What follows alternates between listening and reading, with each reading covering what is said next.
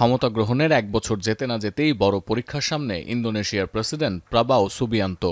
অর্থনৈতিক হতাশা আর আইন প্রণেতাদের অতিরিক্ত সুবিধা দেওয়ার প্রতিবাদে রাজধানী জাকার্তায় শুরু হওয়া বিক্ষোভ ছড়িয়ে পড়েছে আশেপাশের অঞ্চলে।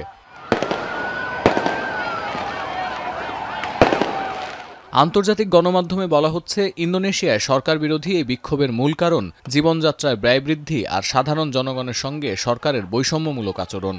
তবে এর সূত্রপাত স্থানীয় গণমাধ্যমে প্রকাশিত এক প্রতিবেদন থেকে, যেখানে বলা হয় দেশটির 500-র বেশি আইন প্রণেতাকে বেতনের পাশাপাশি $3000 আবাসন ভাতা দেয় সরকার, যা রাজধানী জাকার্তার শ্রমিকদের ন্যূনতম মাসিক মজুরির প্রায় 10 গুণ আর দরিদ্র অঞ্চলের অনগ্রসর শ্রমিকদের চেয়ে প্রায় 20 গুণ বেশি।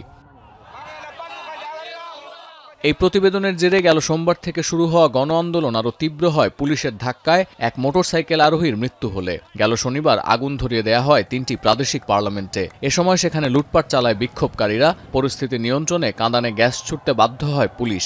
শনিবার মধ্যরাত পর্যন্ত পুলিশ ব্রিগেডের সদর দপ্তরের সামনে জড়ো হয়ে দফায় দফায় সংঘাতে জড়ান বিরোধীরা।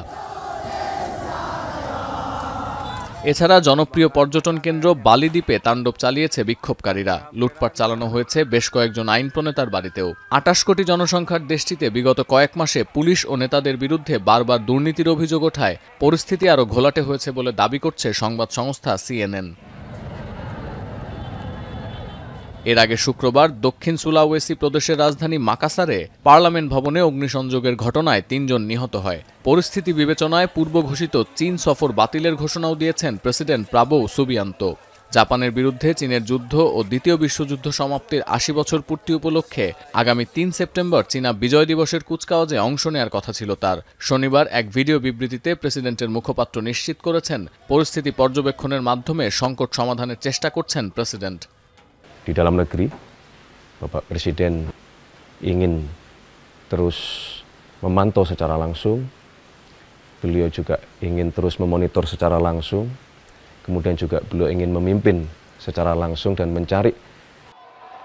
এদিকে ইন্দোনেশিয়া ছড়িয়ে পড়া সরকার বিরোধী এই বিক্ষোভ আরও তীব্র আকার ধারণ করতে পারে এমন আশঙ্কায় দেশজুড়ে লাইভ ভিডিও ফিচার বন্ধ করে দিয়েছে জনপ্রিয় ভিডিও শেয়ারিং অ্যাপ টিকটক।